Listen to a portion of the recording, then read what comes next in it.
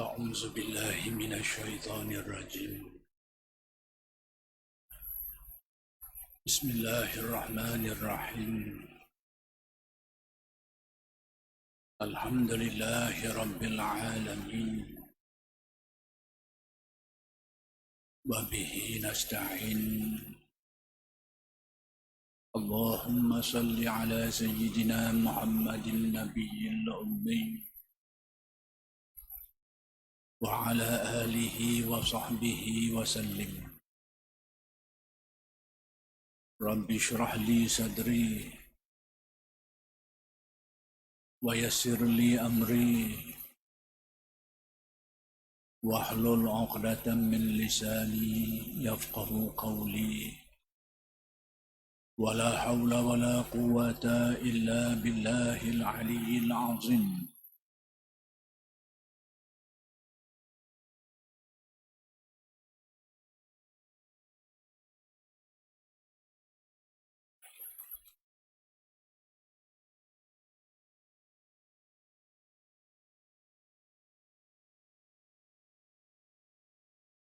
ولا حول ولا قوة إلا بالله العلي العظيم. إلهي أنت مقصودي ورضاك مطلوبي، أعطني محبتك ومعرفتك. السلام عليكم ورحمة الله وبركاته. الحمد لله والشكر لله والصلاة والسلام على رسول الله. أما بعد. Bersyukur kehadirat Allah Subhanahu wa Ta'ala yang telah mengurniakan kepada kita hidayat dan taufik. Mudah-mudahan kita sentiasa memperolehi kurniaan hidayat dan taufik daripada kurniaan Allah Subhanahu wa Ta'ala. Dan insya-Allah pada malam ini akan disambung lagi pengajian kitab Al-Hikam karya Syekh Ahmad Ibn Athaillah Al-Iskandari radhiyallahu anhu. Dalam hikmat yang ingin dikupas pada malam ini ialah kalam hikmat yang ke-209. Beberapa kalam hikmat yang ada sebelum ini sudah kita kuliahkan dia secara online. Jadi malam ini kesambung pada kuliah yang ke-209. Kalam hikmat yang ke-209 yaitu kata-kata Syekh Ibn Atha, "Aujaba 'alaika wujuda khidmatihi wa ma aujaba 'alaika illa dukhula jannatihi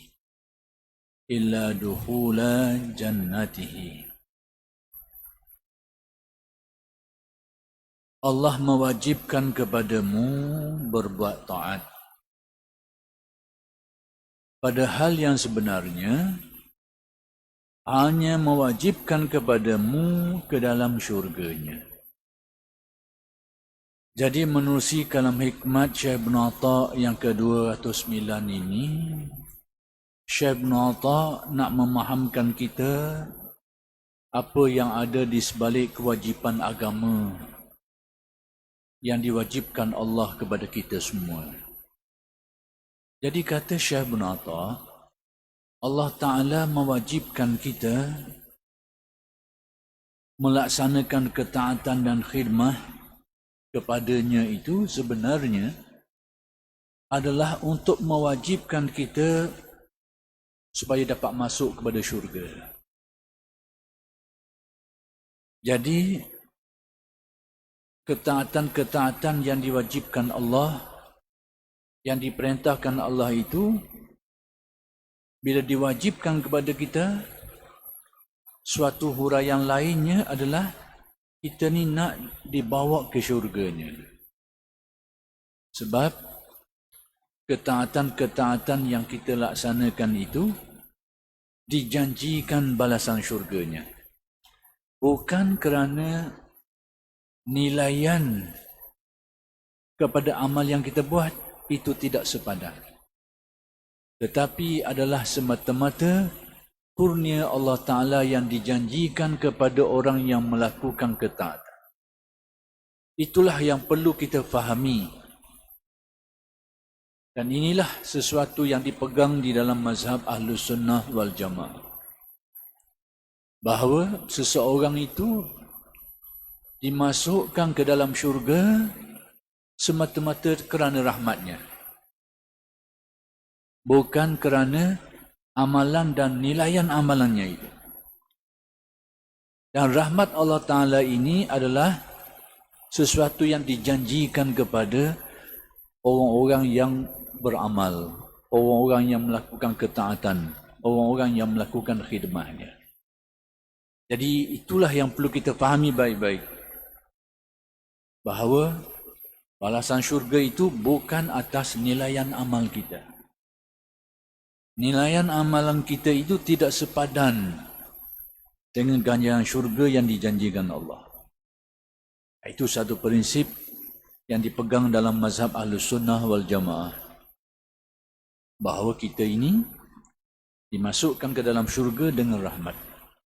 Sebagai sesuatu yang dijanjikan bagi orang yang beramal soleh.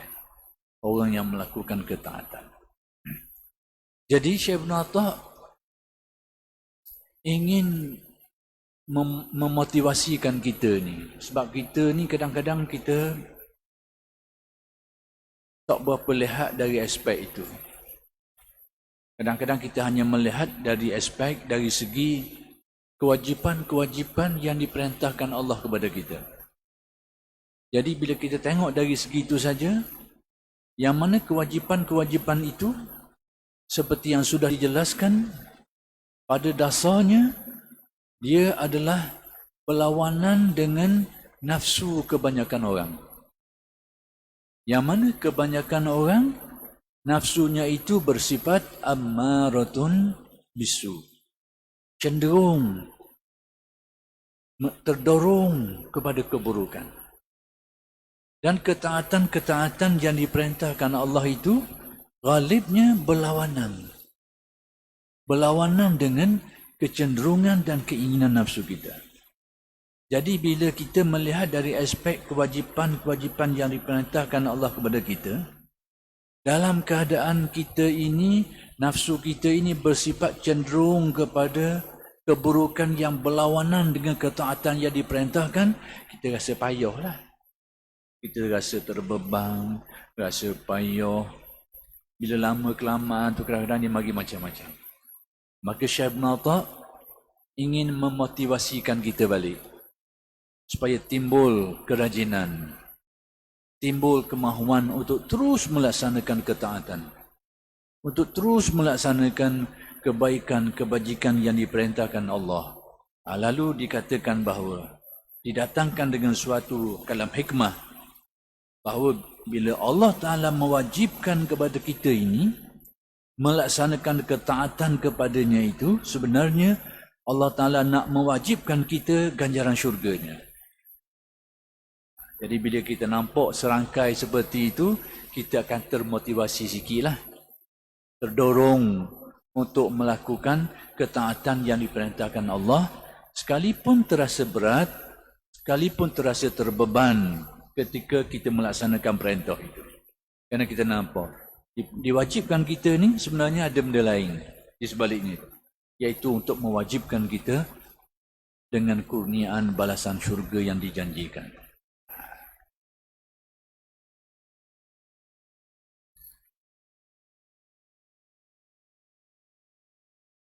Sebenarnya, segala kewajipan-kewajipan yang diwajibkan oleh Allah kepada hamba, semua itu semata-mata untuk kepentingan dan kemaslahatan hamba-hamba itu sendiri. Yang ini segala perintah Allah perintah supaya melaksanakan ketaatan kepadanya, bahawa semua itu kembalinya kepada manusia itu. Jadi menjadi sebahagian daripada keyakinan kita, keyakinan akidah kita, tauhid kita, bahawa ketaatan yang dibuat oleh manusia itu tidak menambah apapun pada Allah Subhanahu Wa Taala. Ini antara kalau kita belajar dalam ilmu akidah, maka salah satu daripada keterangan-keterangannya adalah seperti ini.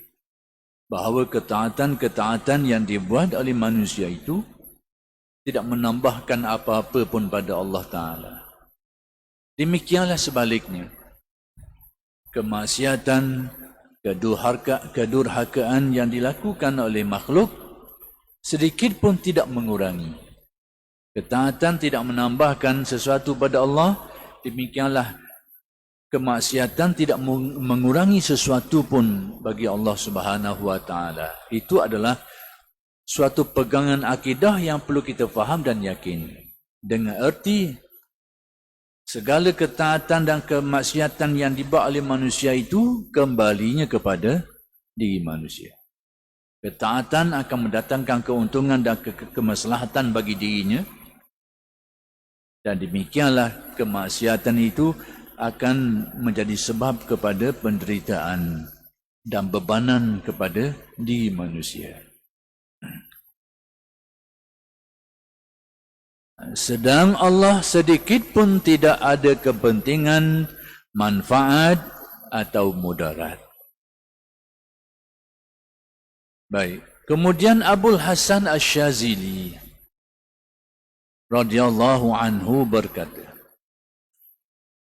hendaknya engkau mempunyai satu wirid. Wirid ini adalah amalan yang dikekali. Sama ada bacaan ke, atau perbuatan ke, atau amalan-amalan kebaikan lain. Bila diamalkan secara berkekalan dan istiqamah, maka dinamakan wirid. Solat sunat rawatib yang qabliyah dan ba'diyah, kalau kita laksanakan secara istiqamah, itu wirid, menjadi wirid. Demikian juga puasa sunat, Isnin dan Khamis dan lain-lain. Kalau diamalkan secara istiqamah, secara berterusan, ia menjadi wirid. Maka demikian juga kebajikan-kebajikan lain, seperti sedekah. Kalau dilakukan secara istiqamah berterusan, walaupun pada tahap yang sangat minima jumlahnya, 5 sen. Tapi setiap hari 5 sen, 5 sen, 5 sen berterusan, dia menjadi wirid. Apa beza wirid dengan amalan-amalan kebaikan yang biasa yang kita lakukan? Dari perspektif atau dari sudut tasawufnya, wirid yakni amalan yang diamalkan secara berkekalan itu, dia ada hasil dan buahnya, yang dinamakan waridah. Waridah ini, kalau di akhirat nanti, ganjaran syurga yang dijanjikanlah, pahala. Tapi waridah yang dibincangkan, yang dibahaskan, yang disebut oleh ulama-ulama tasawuf dalam kitab mereka itu, adalah merujuk kepada natijah yang dicapai oleh seseorang yang mengamalkannya di dunia ini. Iaitu seperti pertambahan keyakinan, kefahaman, kualiti jiwanya itu meningkat, keberkatan hidupnya meningkat, kebaikan dirinya itu meningkat, keyakinannya meningkat. Itu adalah sebahagian daripada natijah daripada wirid yang dinamakan warid dalam istilah ahli tasawuf.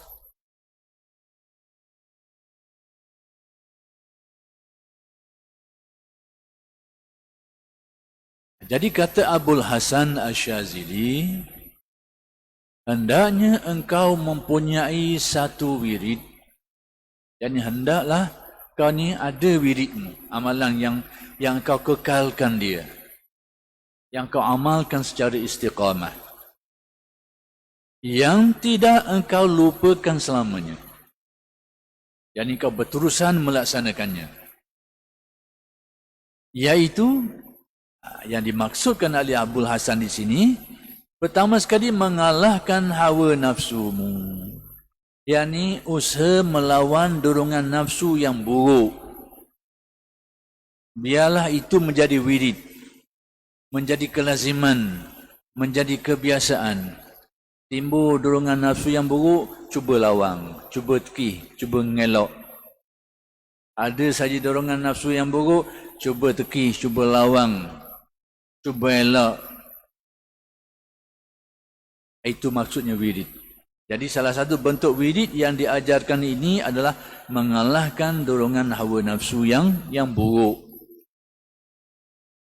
Yang buruk yang berlawanan dengan syarak. Dan cinta kepada Tuhan. Yang kedua, yang disuruh supaya menjadi wirid, iaitu cinta kepada Tuhan. Dalam istilah ilmu tasawufnya disebut sebagai mahabbah. Mahabbah ni yakni kasih atau cinta. Ada setengah golongan yang mengingkari ilmu tasawuf.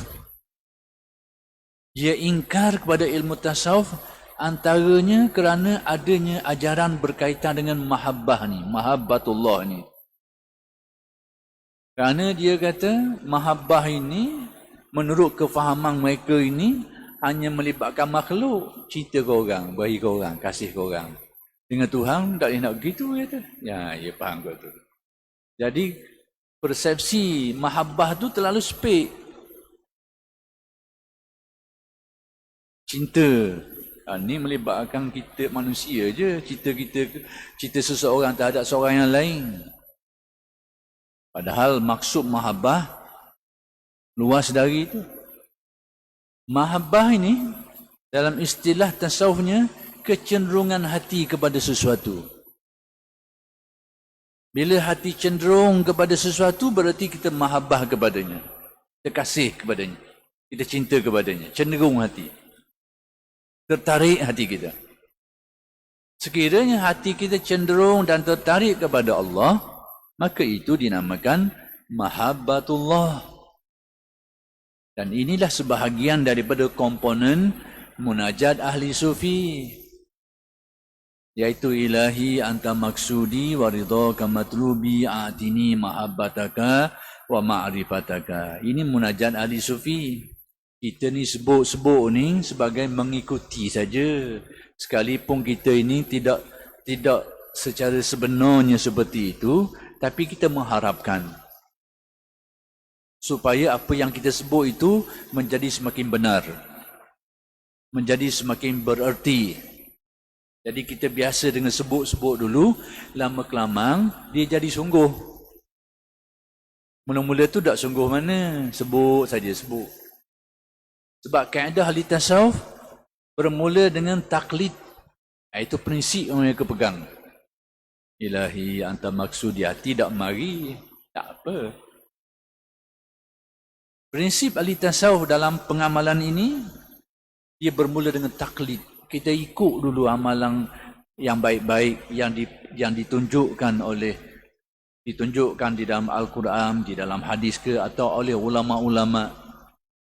Kita mengikuti dulu. Kalau kita tahu golongan para ulama, para salihin, para awliya, para salihin dulu biasa bermunajat seperti ini, kita ikut.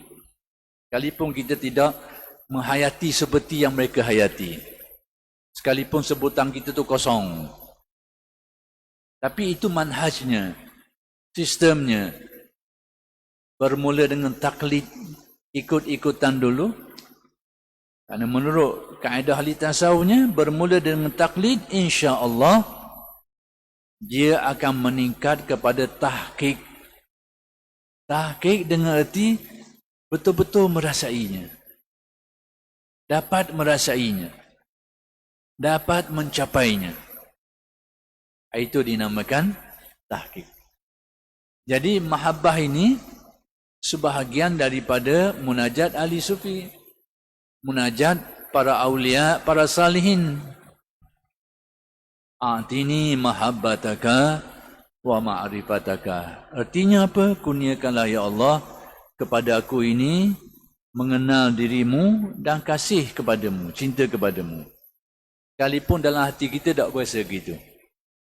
Jadi kita mengikuti atas manhaj ahli tasawuf, bermula dengan taklid, kita mengikuti pedoman para awliya, para salihin. Mudah-mudahan kita akan memperolehinya sedikit demi sedikit sehingga menjadi tahqiq, betul-betul mencapainya.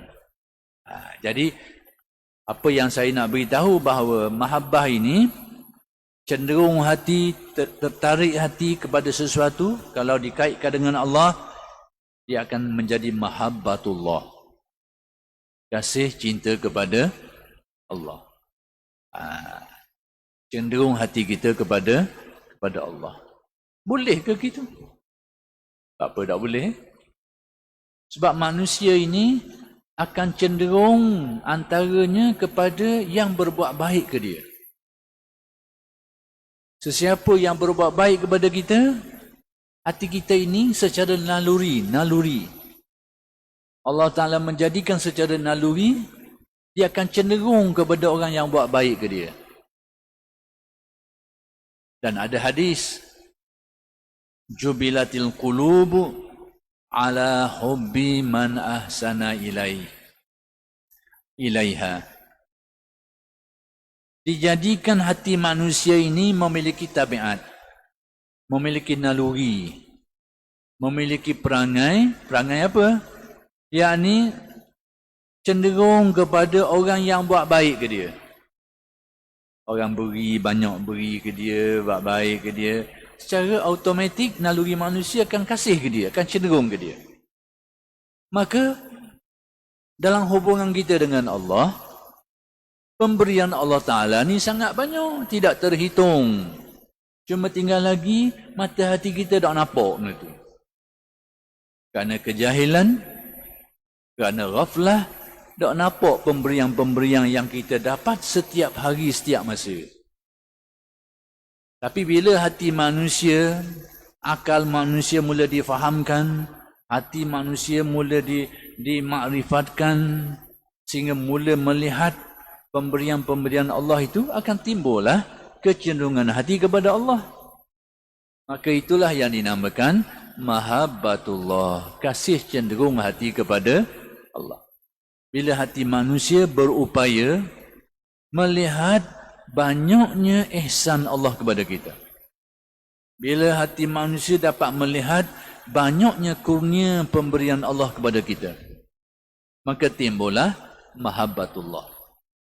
Jadi ada setengah golongan cuba memberikan suatu huraian yang keliru, sehingga dia kata antara sesuatu yang tak betul, tak benarnya tentang ilmu tasawuf ni, ada konsep mahabbatullah, kasih ke Tuhan. Yang benda ni di kalangan sesama makhluk saja. Jadi dia tak nak terima konsep mahabbah dengan makna cenderung hati kepada Allah tu, tertarik hati kepada Allah kerana menyedari ihsannya sangat banyak, menyedari kebaikan-kebaikan, nikmat-nikmatnya yang sangat banyak. Jadi cenderung hati itulah yang dinamakan mahabbah. Jadi kita ni dalam persepsi kita ni, oleh kerana kita ni dalam masyarakat sekarang ni, perkataan cinta tu telah dikhususkan kepada suatu fenomena, yakni cinta di kalangan manusia. Jadi bila nak kait dengan Tuhan, kita jadi takut nak kait benda tu. Mana boleh jadi nak kait dengan Tuhan benda ni, cinta ni. Kerana perkataan itu sudah tercorok dalam otak fikiran kita bahawa cinta itu hubungan manusia antara lelaki dan perempuan. Yang mari kau tu saja. Jadi bila nak kait dengan Allah Ta'ala, jadi rasa tak boleh nak pergilah. Sebab benda ni hubungan sesama manusia, kaitan sesama manusia. Berarti dia tidak memahami konsep sebenar mahabbah. Baik. Kasih kepada Tuhan ini, menurut ulama tasawuf, tidak bererti tidak boleh kasih kepada yang lain. Lebih-lebih lagi, kasih kepada yang lain itu adalah naluri manusia. Kasih kepada keluarga, kasih kepada isteri, kasih kepada anak, kasih kepada harta. Ternyata huraian ulama tasawuf tidak melarang ini. Dan kasih kepada benda-benda ini tidaklah berarti tidak kasih kepada Allah. Cuma mereka memberi pedoman, jangan sampai kasih kepada makhluk ini mengatasi kasih kepada Allah. Kasih kepada makhluk dan mencarinya sehingga meninggalkan solat. Kasih kepada harta dan mencarinya sehingga tidak berzakat. Kasih seperti itulah yang dilarang. Adapun kasih dengan arti kecenderungan hati, kesukaan hati terhadap sesuatu, maka itu tidak dilarang. Dan tasawuf pun tidak dilarang. Tapi jangan sampai semua itu mengatasi kasih kepada Allah Subhanahu wa taala. Nafsu manusia ini sebagai amanah dari Tuhan. Jiwa kita ini suatu amanah yang dipertaruhkan kepada kita supaya kita jaga molek, jaga sebaik-baiknya. Dan sebagai titipan wadah yang harus diisi, yakni disuruh supaya kita jaga. Jiwa kita sendiri ni amanah. Dengan arti Allah Ta'ala mengurniakan diri kita ni supaya jaga diri kita sendiri, supaya jangan menjadi rosak.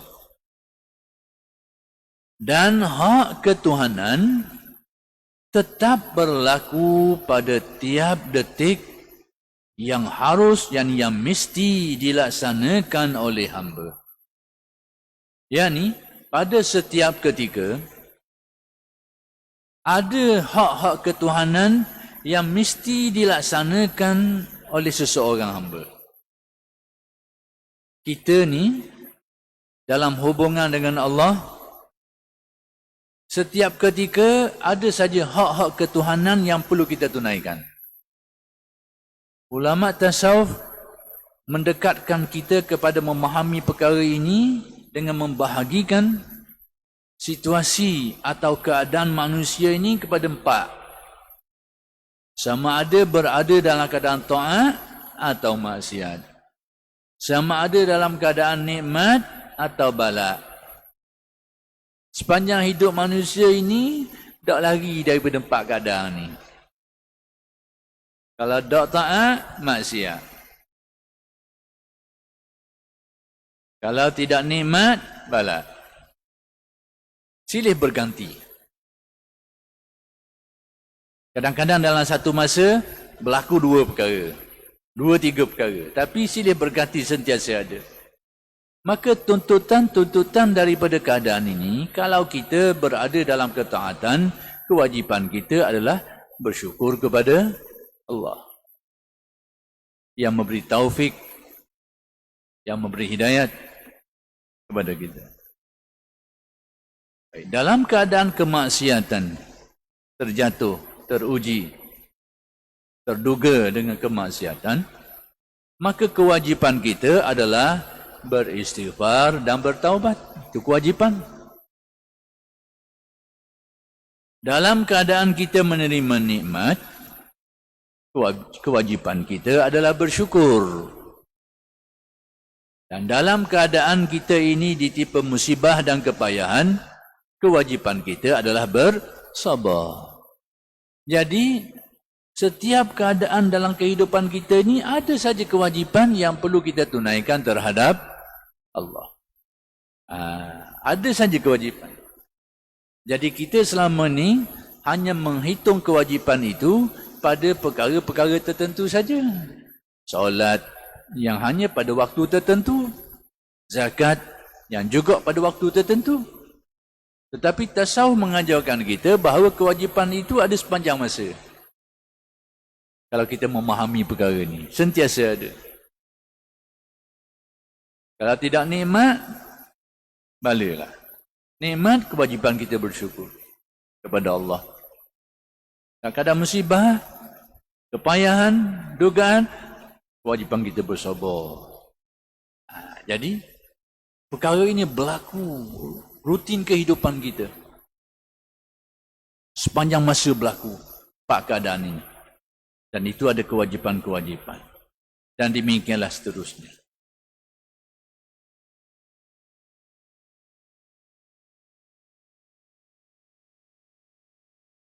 Abul Hasan berkata, pada tiap-tiap waktu, yakni saat atau detik,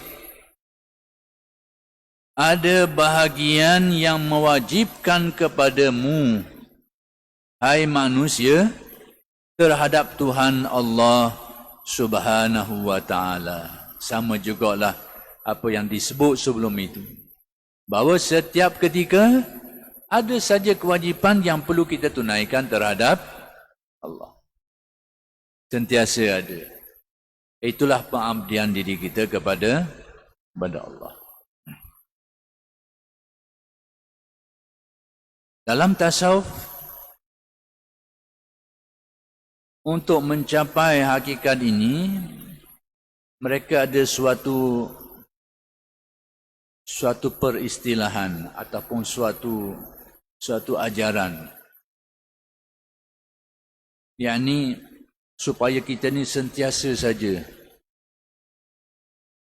mengabdikan diri kepada Allah, bukan pada waktu sembahyang saja, bukan pada waktu berzakat saja, bukan pada waktu berpuasa saja, bahkan berlarutan pengabdian diri kita itu kepada Allah berlaku. Maka dalam tasawuf, ibadah pengabdian diri seperti ini dinamakan, diistilahkan sebagai as-salatud daimah. Orang-orang tua kita dulu panggil solat daim. Istilah ini seringkali disalahguna, disalah pakai oleh kelompok tertentu yang mereka ini berfahaman bila manusia sudah mencapai maksud ini menurut sangkaan mereka, mereka tidak perlu lagi bersolat seperti orang ramai bersolat. Kerana menurut mereka, mereka sudah sampai ke solat daim ini. Itu kefahaman yang silap. Bahkan tak kena gaya, dia membawa kepada kekufuran. Tak kena gaya, bawa kepada kerosakan iman. Apa yang dimaksudkan dengan istilah ini dalam ilmu tasawuf, iaitu hakikat-hakikat yang ada di dalam sembahyang kita tu akan berterusan hidupnya dalam diri kita ini, sekalipun badan kita tidak lagi berada dalam keadaan bersolat. Baik, antaranya contoh mudah, dalam solat kita adanya sesuatu yang dinamakan sebagai, kalau dalam istilah tasawuf, muwajahah, contoh, iaitu merasa diri menghadap kepada pencipta seluruh alam. Merasa diri menghadap kepada Allah. Dengan makna yang sahih lah. Kita mengaji Usuluddin, Allah Ta'ala itu tidak ada tempat. Macam mana nak menghadap? Ini kena siku molek lah. Sebab tu kena mengaji Usuluddin, kena mengaji tasawuf. Mengaji Usuluddin saja, siapa tanya nak pasang kadang-kadang jadi petembung, dah uti nak pasang. Kita baca dalam doa iftitah, inni wajjahtu wajhiya lillazi fataras samawati wal ard. Dia baca tapi takut nak menghayati. Aku menghadapkan diriku kepada pencipta langit dan bumi, tapi jadi takut ni. Sebab apa? Menghadapkan diriku. Jadi seolah-olahnya dalam perhayatannya macam Tuhan ini ada arahnya, ada jihahnya. Sedangkan dalam pengajian Usuluddin kita yang kita pelajari mukhalafah, bahawa Allah Ta'ala itu tidak sama dengan segala makhluknya dari semua aspek, termasuklah tidak bertempat. Jadi sekarang dalam perhayatannya aku menghadapkan diriku kepada Allah. yang menciptakan langit dan bumi. Mana ni? Ngaji Usuluddin tidak bertepat. Dalam penghayatan menghadap ni macam depan. Hendaklah dipahami. Yang dihadapkan itu ialah menghadapkan kepada makna-makna ketuhanannya. Bukan hakikat zat Tuhan itu. Tapi ayat Al-Quran beritahu secara pendek. Perlu kepada penjelasan. Sini kadang-kadang orang ngaji Usuluddin saja, dia takut benda-benda gini. Dia takut nak menghayati firman Allah, wa huwa ma'akum aina ma kuntum. Dan dia bersama kamu di mana kamu berada. Dia takut nak menghayati. Sebab dia tengok ngaji Usuluddin, Tuhan tidak bertempat. Tadi nak siku, dodang nak siku. Padahal ma'iyah itu, kebersertaan itu ada makna-makna yang tersendiri. Bukan berarti zatnya yang bersama kita, tetapi kenyataan daripada atau taklukan daripada sifat-sifatnya. Itu huraian-huraian itu kalau kita tak belajar molek dengan gaya tasawuf, jadi kita takut nak menghayati ayat-ayat Al-Quran seperti itu. Kadang-kadang setengah orang yang mengaji Usuluddin, inilah tempat-tempat yang menjadi keliru dia. Kerana dirasakan sebagai berlawan dengan keyakinan Usuluddinnya. Padahal tafsirannya yang tidak jelas. Kadang-kadang berlaku.